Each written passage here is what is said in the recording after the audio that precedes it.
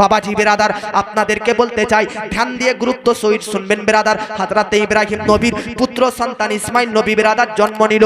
এবার দেখেন বেরাদার 102 নম্বর আয়াত আল্লাহ পাক কোরআনের মধ্যে বলতেছে বেরাদার, হযরতে ইসমাইল নবী বেরাদার বড় হয়ে গেলেন। কিতাবের মধ্যে লিপিবদ্ধ রয়েছে ইসমাইল নবীর বয়স 7 বছর অথবা 13 বছর হয়। কেউ কেউ বলতেছে 7 বছর, কেউ কেউ বলছে 13 বছর বেরাদার, কেউ কেউ বলছে 7, কেউ কেউ বলছে 13।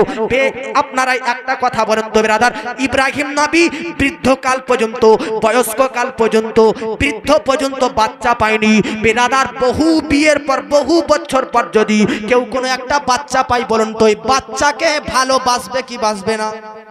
প্রচুর মহব্বত হবে কি হবে না?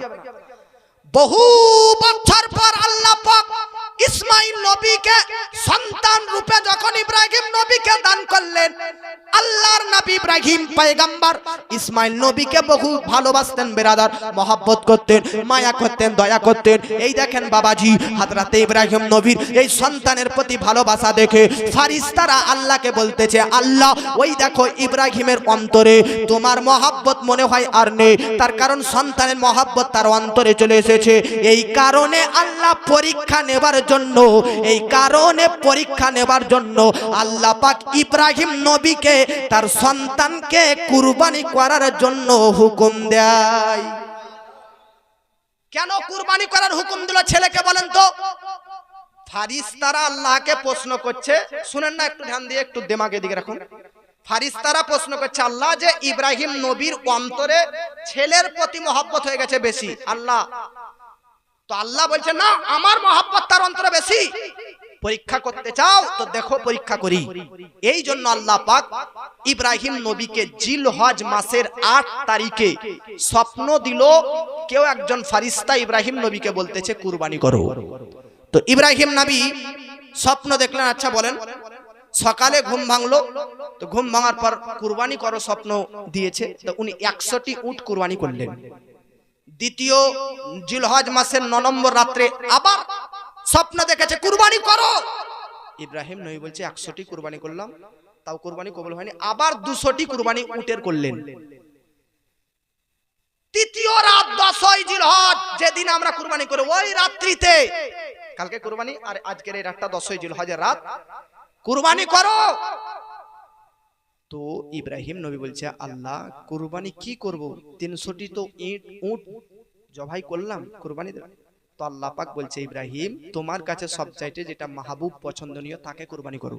अब ইব্রাহিম নবী ছিলেন, বুদ্ধিমান ছিলেন, বুঝে গেলেন যে আমার ছেলেকে দিকেই ইঙ্গিত, তাকে কুরবানি করার কথাই আল্লাহ পাক বলতেছে। সকাল বেলায় ঘুম ভাঙার পর, ভাই আপনারাও যদি এইরকম বাপরা স্বপ্নে দেখেন যে কোন রকম কেউ বলছে স্বপ্নে যে তোর বেটাকে কুরবানি কর, সকালে উঠে কি বেটাকে কুরবানি করবেন? জোরে বলেন, করবেন না। পাপ হবে, গুনাহ হবে, বড় জাহান্নামী হবেন। কেন? আমাদের স্বপ্ন 40%-এর 1% সত্য, 39% মিথ্যা। আর নবীগণদের স্বপ্ন খবাব হচ্ছে 100-এ 100, 100-তে 100তেই সত্য। জোরে বলেন, নবীদের স্বপ্ন হচ্ছে সত্য। এই জন্য আপনি স্বপ্নে দেখলে করা যাবে না, কিন্তু নবীগণ যেটা স্বপ্নে দেখতেন ওটা উনাদের স্বপ্নের মধ্যেও আয়াত অবতীর্ণ হতো, ওহী অবতীর্ণ হতো। এই দেখেন বাবাজি, সকাল বেলাতে সংক্ষিপ্তে বলতেছি, বিরক্ত হবেন না। ইব্রাহিম নবী সকাল বেলাতে বেরাদার, সকাল বেলাতে সন্তানকে বেরাদার হযরতে ইব্রাহিম নবী ইসমাইল নবীর মা হযরতে হাজেরাকে বলে, বিবি হাজেরা আজ অমুক এক জায়গাতে এক বড় ব্যক্তির বাড়িতে, এক বড় আমার বন্ধুর বাড়িতে আমার ছেলের আর আমার দাওয়াত আছে, ইসমাইলকে সাজিয়ে গুছিয়ে দাও, তাকে দাওয়াতের বাড়িতে নিয়ে যাব। এটা একটা কিতাবে লেখা আছে। আর একটা কিতাবে লেখা আছে ইব্রাহিম নবী সকাল বেলাতে ঘুম থেকে ওঠার পর বিবি হাজেরাকে বলতেছে উনুনের জন্য, রান্না করার জন্য আজকে ডাল আনতে হবে, আজকে জালখাড়া আনতে হবে। এই যে বেরাদার উনুনের নিচে চুলহতে জালখানি দেওয়া হয় কি হয় না, জ্বালানি, জ্বালানি আনতে হবে। ইসমাইল আর আমি যাচ্ছি। বিবি হাজেরা বলতেছে ঠিক আছে যাও। যাই হোক বাবাজি, হযরতে ইব্রাহিম নবী যেমনই বিবি হাজেরাকে বলে, বিবি হাজেরা তার সন্তান ইসমাইল নবীকে বেরাদার গোসল দিয়ে দেয়, ভালো পবিত্র কাপড় পোশাক পরিধান করাইয়া দেয়, চোখে সুরমা লাগিয়ে দেয়, আর ইব্রাহিম নবীর সঙ্গ করে দেয়। এই দেখেন বাবাজি, ইব্রাহিম নবী তার সন্তান ইসমাইলকে রাস্তায় নিয়ে যেতেছে, যেতে যেতে এইদিকে বিবি হাজেরা ইসমাইল নবীর মায়ের কাছে শয়তান একটা মানুষের রূপ ধরে এসে বলতেছে, ও হাজেরা, জানো জানো আজ তোমার সন্তান কোথায় গিয়েছে? বিবি হাজেরা বলতেছে, জানি না। কেন? কেন জানবো না? আমার স্বামী ইব্রাহিম আমার ছেলেকে নিয়ে গেছে কোনো এক বন্ধুর বাড়িতে দাওয়াত খেতে। ওই শয়তান রূপী মানুষ বলতেছে, না না বিবি হাজেরা, তোমার সন্তান ইসমাইলকে তোমার স্বামী ইব্রাহিম আলাইহিস সালাম দাওয়াত খেতে নিয়ে যায়নি, তাহলে কোথায় নিয়ে গেছে? বিবি হাজেরাকে শয়তান বলতেছে, তোমার সন্তানকে জবাই করার জন্য তার পিতা নিয়ে গিয়েছে মিন্নার মধ্যে। মা শোনার পর, বিবি হাজেরা শোনার পর শয়তানকে বলছে, কোন বাপ কি তার ছেলেকে কুরবানি করতে পারে? তো শয়তান বলছে, কেন নয়, তোমার স্বামীকে স্বপ্ন জগতে আল্লাহ বলেছে সন্তানের কুরবানি দিতে, এই জন্য তোমার স্বামী তোমার সন্তানকে কুরবানি দেওয়ার জন্য নিয়ে গেছে। হাজেরার উত্তর শুনেন, বিবি হাজেরা বলতেছে, আরে মারদুদ শয়তান, আল্লাহ আমাকে একটা ইসমাইল দিয়েছে, আর আল্লাহ চেয়েছে তার কুরবানি। আল্লাহ যদি আমাকে 1000 ইসমাইল দিত, তো 1000 ইসমাইলকে আমি আল্লাহর পথে আজকে কুরবানি করে দিতাম। ইয়ে ছিল বিবি হাজেরার রিঅ্যাকশন। শয়তান দেখলো বিবি হাজেরাকে পথভ্রষ্ট করতে পারলাম না, তো শয়তান চলে গেল ইসমাইলের কাছে। ইসমাইল, তুমি জানো তোমার আব্বা তোমাকে কোথায় নিয়ে যাচ্ছে? ইসমাইল বলছে, কোথায় নিয়ে যাবে? বন্ধুর বাড়িতে নিয়ে যাচ্ছে দাওয়াত খেতে আমাকে, আমার আব্বার বন্ধুর। ইসমাইল বলছে, না, তোমাকে জবাই করতে নিয়ে যাওয়া হচ্ছে। তো ইসমাইল বলছে, আমাকে জবাই করতে কি বাপ করতে পারে? বলছে, তোমার বাপকে আল্লাহ তাআলা হুকুম দিয়েছে তাই। ইসমাইল বলছে, আল্লাহ যদি বাস্তবিক সত্যই হুকুম দিয়েছে, তো আমি 1000 বার আল্লাহর দরবারে কুরবানি হতে ইচ্ছুক। আব বেটাকেও পারলো না পথভ্রষ্ট করতে, বিবি হাজেরা স্ত্রীকেও মাকেও পারলো না, গিয়েছে ইব্রাহিম নবীর কাছে। ইব্রাহিম, তুমি স্বপ্নে যে কুরবানি করার হুকুম পেয়েছো, এটা তোমাকে কোনো শয়তান বলেছে, আল্লাহ বলেনি। আর ইব্রাহিম নবী তো নবী ছিলেন, চিনতে পেরে গিয়েছে এই শয়তান। এই জন্য এই শয়তানকে জামরায়ে উকবা বলে জায়গা, যারা হজ করতে গিয়েছেন তারা জানতে পারবেন। জামরায়ে উকবার মধ্যে তাকে 7টা পাথর ছুঁড়ে মারলেন, শয়তান মাটির তলাতে ঢুকে গেলেন। আবার দ্বিতীয়বার জামরায়ে সানিয়াতেও শয়তান আবার ইব্রাহিম নবীকে পথভ্রষ্ট করতে আসে, আবার 7টা পাথর ছুঁড়ে মারে। তৃতীয়বার জামরায়ে সালিসা, ওখানেও শয়তান ইব্রাহিম নবীকে পথভ্রষ্ট করতে আসে, আবার ইব্রাহিম 7টা কাকর মারে। ইব্রাহিম নবী শয়তানকে 3 বার কাকর মেরেছে, পাথর ছুঁড়ে মেরেছে। এই অবস্থা, এই কাজটা আল্লাহ এত পছন্দ করেছে যে কিয়ামত পর্যন্ত প্রত্যেকটা হাজির জন্য কাবার তওয়াফ করার পর শয়তানকে মিন্নার আগে জামরাতে পাথর ছুঁড়ে মারাটা হজের অন্তর্ভুক্ত করে দিয়েছিল।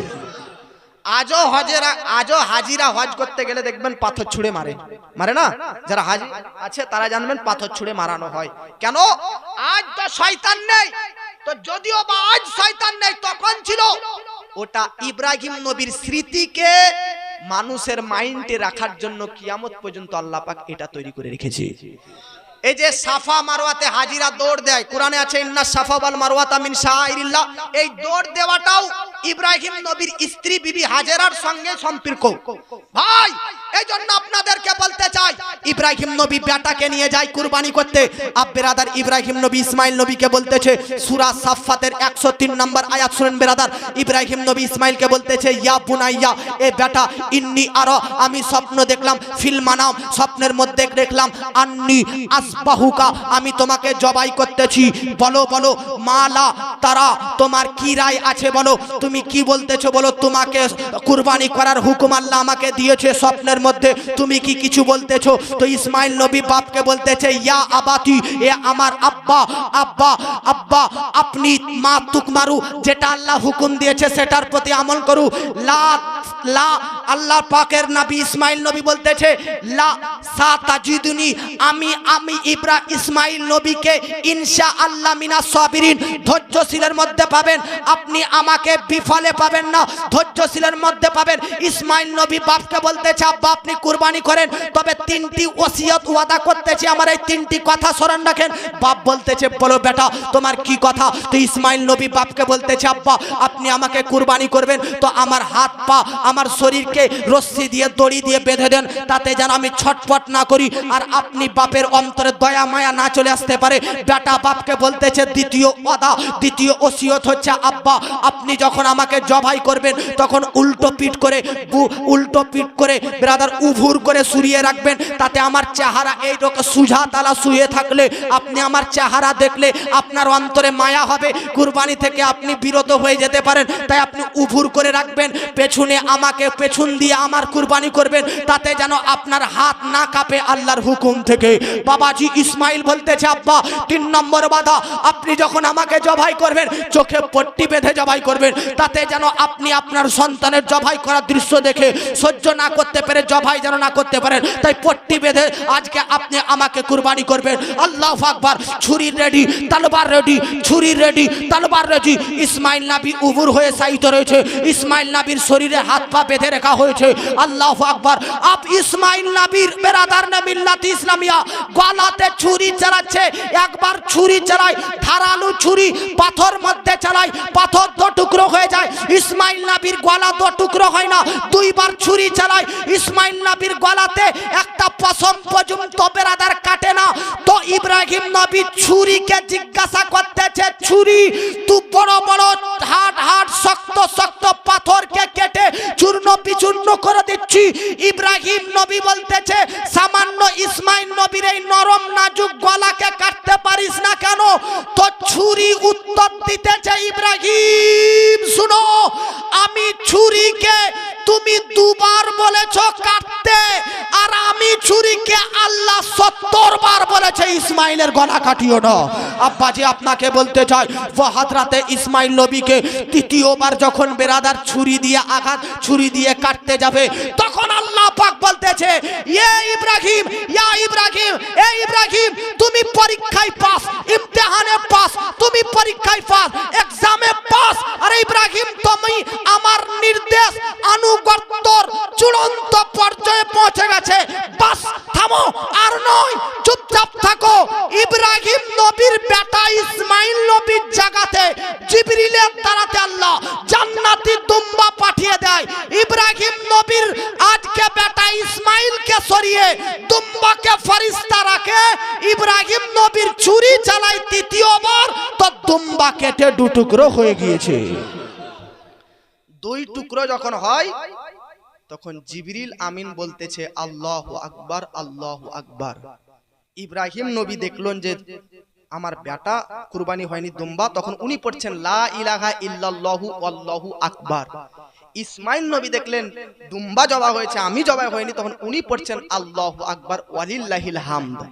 মুসল্লিরা 9 জিলহজের ফজর থেকে আজকে 13 জিলহজের আসর পর্যন্ত এই যে একটা তাকবীরে তাশরিক আমরা পড়ি না, তাকবীর আল্লাহু আকবার, আল্লাহু আকবার, লা ইলাহা ইল্লাল্লাহু আল্লাহু আকবার, আল্লাহু আকবার ওয়ালিল্লাহিল হামদ, এই তাকবীরটা 3টি মাধ্যমে জিবরিল, ইসমাইল, ইব্রাহিম এই 3 জনেরই বলা তাকবীরে তাশরিক, যেটা আমরা শরণার্থে পড়ি। এইজন্য বাবা আর বক্তব্য আগে বাড়াচ্ছি না, কুরবানি আমরা করব, তবে আপনাদেরকে বলতে চাই কুরবানি করা কি ওয়াজিব, সুন্নত, ফরজ, নফল কি? জোরে বলেন। কুরবানি করা ওয়াজিব। কার প্রতি ওয়াজিব? যে মালিকে নিসাব। মালিকে নিসাবকে যে ব্যক্তি বলতে সাবালক মুসলমান স্বাধীন, এই ব্যক্তি যদি বর্তমান মূল্য অনুযায়ী, আমি সোনা চাঁদিটা বলছি না, ওইটা আপনারা অত বুঝবেন না, 1,41,210 টাকা। কত টাকা বললাম? 1,41,000। আপনাদের এলাকার চাঁদি সোনা 52.5 ভরি তোলা চাঁদির দাম যেটা হবে ওটা, তবে কালিয়াচক মালদা ওইদিকে বা যেটা মালিকের হিসাবের পরিমাণ, ওটার দাম হচ্ছে 1,41,210 টাকা। 1,41,210 টাকা ক্যাশ যার কাছে আছে তাকেই কুরবানি দিতে হবে, তার উপর কুরবানি হবে। অথবা ক্যাশ নাই, ব্যাংকে আছে, কুরবানি ওয়াজিব। অথবা এই 1,41,210 টাকার কোন একটা জমি কিনে বিক্রি করার জন্য রেখেছে, লাগবে। যে জমিতে ফসল হয় ওই জমি মালিকের নিসাবের মধ্যে গণ্য হবে না। যেই জমি আপনি বিক্রি করার জন্য কিনেছেন, পতিত রেখেছেন ওকে, ওই জমিটা ধরা যাবে। ফসল হয় যেটা, ওটাতে তো ফসলের মাধ্যমে উসুরের মাধ্যমে ওর জাকাত হয়ে যায়। 1,41,000 যদি টাকা থাকে, সেটা ব্যাংকে হোক, পাশে হোক, বা কাউকে ধার দিয়ে হোক, অথবা 1,41,000 টাকার কোন জিনিস যদি আপনার কাছে থাকে, চাঁদি, সোনা, আজকে তো অনেকের সোনা আছে, ভরি, 1 ভরি, 2 ভরি, 3 ভরি, অনেকের চাঁদি আছে। এই টাকার যারা মালিক হবে, আপনারা মনে করেন পরিবারে একটা কুরবানি দিলে সবার পক্ষ থেকে হয়ে যাবে না। আপনার বউ যদি 1,41,000 টাকার সোনা পিনছে, তো ওর উপরও কুরবানি ওয়াজিব, আপনি স্বামী আপনার উপর কুরবানি ওয়াজিব। কথা বুঝতে পেরেছেন? এই টাকার যে মালিক হবে সে কুরবানি দিবে। আগামীতে কুরবানি আসতেছে, কুরবানি করুন। পশু কিনবেন কিরকম? পশু কিনবেন তো নবীজি বলতেছে যে পশুর দাম বেশি হবে, গোশত মাংস বেশি থাকবে, চর্বি বেশি থাকবে। সাদা কালারের যদি হয়তো বেশি উত্তম, কালোও চলবে, তবে সাদা কালারের নবী বলেছেন উত্তম। এইরকম পশু, খুঁত মুক্ত পশু, ত্রুটি মুক্ত পশু, ভুল মুক্ত পশু, এমন পশু কিনবেন না যার সিং ভাঙা, যে অন্ধ, যে কানা, যে ল্যাংড়া, যে খুঁড়া, যার লেজ কাটা, যার শরীরে খুঁত আছে, যার মধ্যে অসুখ আছে, না। এমন পশু কিনবেন যে খুঁত মুক্ত, ত্রুটি মুক্ত। আজকে ব্রাদার লেজ ঠিকঠাক, সিং ঠিকঠাক, চোখ ঠিক আছে, ব্রাদার কান ঠিক আছে, শরীরের মধ্যে কোনো অসুস্থতা নয়, ল্যাংড়া নয়, তাজা, তরুণ, একদম মাংস ভরা শরীর, যত দামি তত উত্তম। এইরকম পশু কুরবানি করবেন। তবে পশুকে দেখতে গেলে দাঁত হওয়া শর্ত নয়, পশুর বয়স দেখবেন। উট যদি কুরবানি দেন 5 বছর শর্ত, গাই, গরু, মহিষ যদি কুরবানি দেন তাহলে 2 বছর শর্ত। আর যদি ভেড়া বা ছাগল কুরবানি দেন, বকরি কুরবানি দেন, খাসি কুরবানি দেন, তাহলে 1 বছর। ছাগল, ভেড়া, খাসি যদি কুরবানি দেন 1 বছর। কত বছর জোরে বলুন?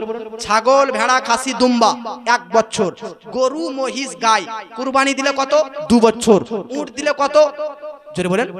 5 বছর। কুরবানি কার প্রতি ওয়াজিব? 1,41,000 টাকার যে মালিক, সেই ব্যক্তির প্রতি কুরবানি ওয়াজিব। এই পশু কিনবেন।